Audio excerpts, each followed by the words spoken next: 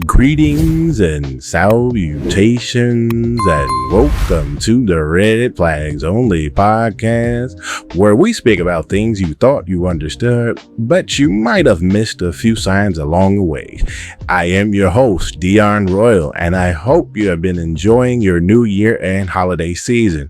We've been working on our next major project revolving around men's health and wellness, and if you've missed any of our family financial planning segments, you can find them here, and they will also be linked in the description. Okay, now let's get to where I'm really here today. And this is, for lack of better words, we're going to call this GoonTube versus GoonTube, a clash of two ashy worlds. Now, this ain't nothing but self-hating niggatry at its finest.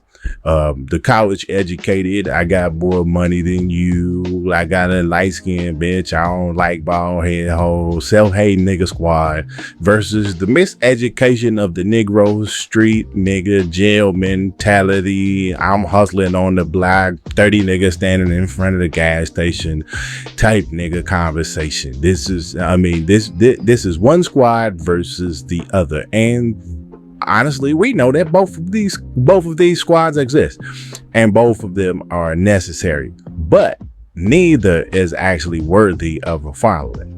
Now, I've seen two grown men go back and forth for over a week on the internet now, and I gotta admit that while it's entertaining, it's also kind of sad. Now, not because the two grown niggas is beefing, but really because niggas is choosing sides based on who they like and dislike, and that shit's crazy to me.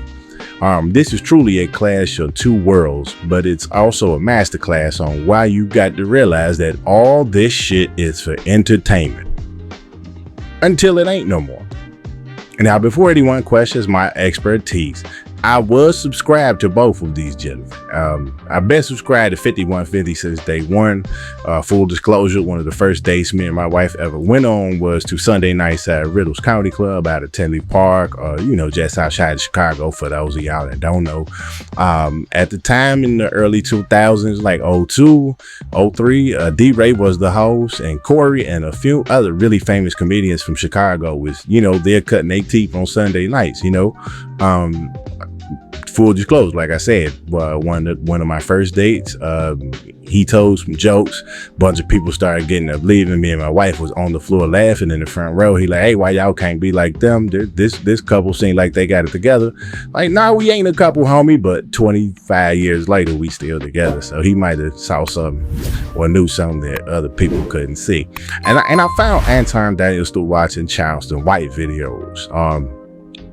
And I kind of kept watching him because of Charleston White. It wasn't like when I first found him, like, basically really like he was going on a Charleston White run. Like every week he doing 2 Charleston White interviews and shit. And Charleston is entertaining. But what I did get tired of after him and Charleston White fell out, what I did kind of get tired of was just I got tired of him differentiate himself from other niggas.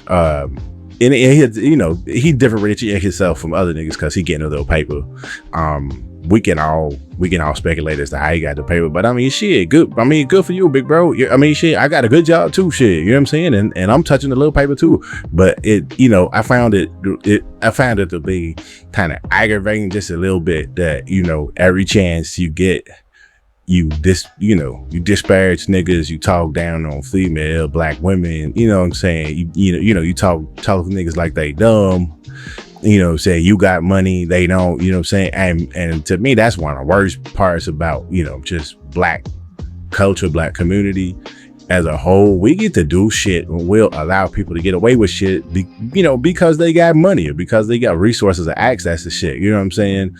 A fucked up person is a fucked up person, no matter if they pockets touching or they bulging. You know what I'm saying? It's like, bad people are just that bad people.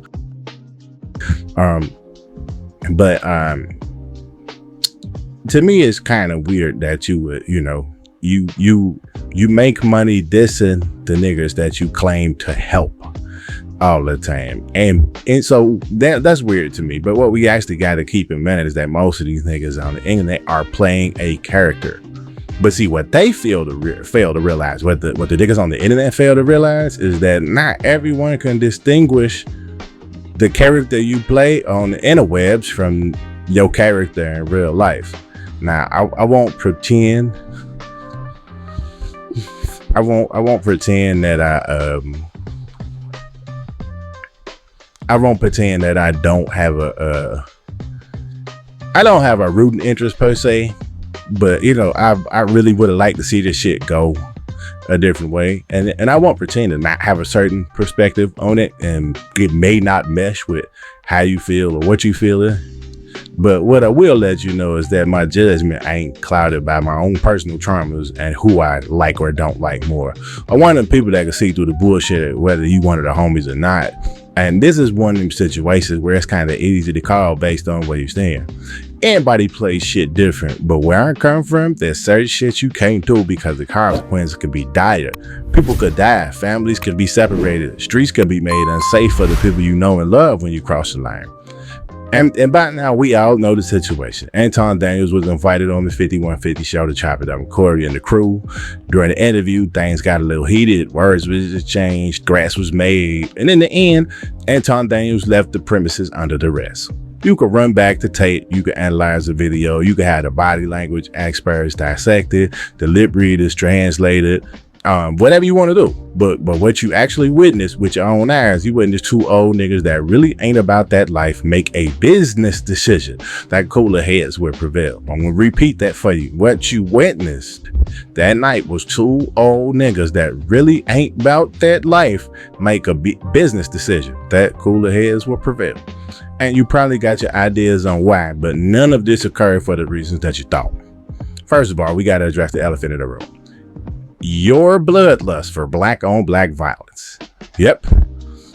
We saw a situation that was very serious and could have ended tragically, come down to some insults and jokes taken too far on the internet.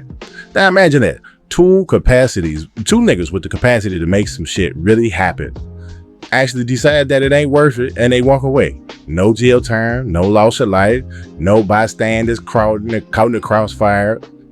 Well, not really about that last one, but we'll come back to it. All the thug ass gangster dummies in the hood was feeling one way, and all them third man Stanley niggas from the suburbs was feeling another. When the best case scenario actually was the one that occurred in this situation. Both of these niggas walked away from this with their lives and their freedom intact. How often does that happen?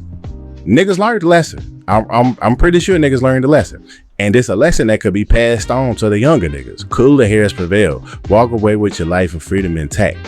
But you grown stupid ass niggas on the internet are calling for these two brothers to crash out on one another because you want to be entertained or you don't like them niggas or some combination of the two. But rather than us push the message, the real message, right? Rather than us push that message and how it don't always got to be like that, we are really out for blood. Now take this in consideration. Anton Daniels is close to 50 years old, 5'4", 275 pounds, never played sports, brags on how he got money, so you know he ain't doing no manual labor, hard work, or keeping in shape. And it never looked like he been a workout warrior. I mean, look how fat this nigga is. And you ain't never heard of him being tough in the streets or having that type of reputation. And he self-admittedly separates himself from thugs, goons, and niggas. And all of a sudden, he tough enough to whoop somebody's ass, let alone somebody that's much taller, looks to be a little more physically fit, and actually has been known to be a freakish athlete at a point in time in their life, even though they may be a little bit older. Man, y'all took that shit and ran with it because you don't like the other guy or you really in love with Anton Daniels. But anybody stupid enough to go out back and fight with a nigga who showed up with paid/armed security deserve every buckshot and birdshot a nigga gonna give him when he get out there. And this ain't to make no case for Corey, far from it. He definitely benefited from a guy like Zaya Wade being on the show and being able to intellectually push back on a clown like Anton Daniels. Pope Harris kind of Republican stump speeches and quoting that shit like it's the gospel truth. He definitely ain't the person that I would go to for clear-minded, intellectual, or political viewpoints. His point of view can be jaded and very uninformed, just like most people. The difference here is that he's a comedian, and a great portion of his act is not only making fun of life and others, but also speaking from a realistic and true point about his own real life. He makes fun of himself. He also laughs at himself and makes it a point to ask questions and convey to you what he doesn't know. For everything you may hate him for, he admits to a lot of it, but he also speaks to a certain demographic, the goons. And because I'm fluent in all versions of nigga, I'm able to understand and identify with both of these brothers on a plethora of subjects, even if I disagree with them on a fundamental level. See, that's the real issue here. We have an opportunity to bridge the gaps between niggas from different backgrounds and viewpoints. Now, imagine a world where the Anton Daniels type niggas, the Corey Holcomb type niggas, the Rainbow niggas, the Kirk Franklin niggas, the Barack Obama niggas, the thug niggas, the religious niggas. Imagine if they not only got along, but respected the give down of the other group. Now, that respect don't come without critique. But when you respect the niggas giving the critique, there's more likely to be a change, and it's highly likely it's going to be a positive change. I truly, honestly would have really loved to see a productive conversation between them two that helps to unify niggas and bridge the gaps to, you know, our common goals. You niggas don't want peace and unity. You niggas want chaos and strife. You niggas not encouraging these niggas to look past their differences and make a move on behalf of the community and the culture. No, you niggas is encouraging the most mad niggerish responses and reactions to this shit because you niggas love disorganization and chaos. And think about it. If all the different niggas got together in solidarity and then created some shit like, look, let's call it the Black Men's Respect Movement. Man, the powers that be would make sure that these niggas never got together on any of their platforms in public ever again. Then think about it like this. What if Darlene got injured? Imagine if they destroyed them people property at that studio. Imagine if one of them seriously hurts the other. Think about this shit. Shit is bigger than me sometimes. This shit is bigger than the community sometimes. If I'm in a situation where I'm with the homies, now I want y'all to think about this, right? If I'm in the situations where I'm with the homies and I decide I'm finna swing on the nigga, the homies is gonna put boot the ass and face to face, and they gonna ask questions later. So why would I jam up my people over some shit that don't have to be handled in public or on live streaming for the world to see? You niggas need to wake up, get a plan, and find a clue. These people is playing in your face, and even though I ain't the smartest nigga out here, I saw opportunity to benefit the community as a whole wasted because niggas. And I know some of y'all is like, but families and kids is off limits, and here old ass nigga for that, blah blah blah, wah wah wah. And my answer to that is simply this: when you become a public figure, and Anton Daniels is the very definition of a public figure, you lose the rights to most. You lose access to the rights that most private citizens enjoy. Period. He operates as a content creator, a speaker, commentator on topics like money, culture, entrepreneurship, relationships. He builds his personal brand across platforms. He monetizes that public persona through coaching, Patreon content, and business ventures that are ugly marketed, reinforcing his presence in the public domain. And guess what? As a public figure, your kids are fair game.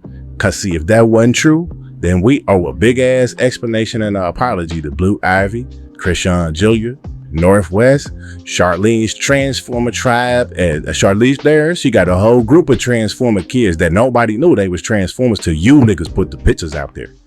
So again, is a whole bunch of kids, a whole bunch of people that ain't got shit to do with it except that we don't like their parents for whatever reason. So miss me with that bullshit and selective outrage. You don't love black people. You don't love yourself. You love chaos and disorganization. Prove me wrong like Charles Kirk. That's my 2 cents. Peace.